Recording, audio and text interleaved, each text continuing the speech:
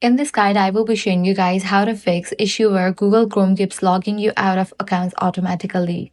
First thing you want to do is launch your Google. Now click on three dots given at the top right. Different options will appear. Click on settings. Now navigate to the option You and Google. Click on Sync and Google Services. Now here you're going to find this drop down. Click on that and set it to sign in. Likewise, toggle on for the option Allow Chrome Sign In. Then click on the option Turn on Sync. Click on Yes, I am in. So your account data stays synced properly. In many cases, this alone fixes the logout issue. But if Chrome is still shining you out, go back into settings and open the reset settings section. Here, click on restore settings to the original default and then confirm by pressing reset settings. This refreshes Chrome without deleting important data and can remove broken settings or extensions causing the issue.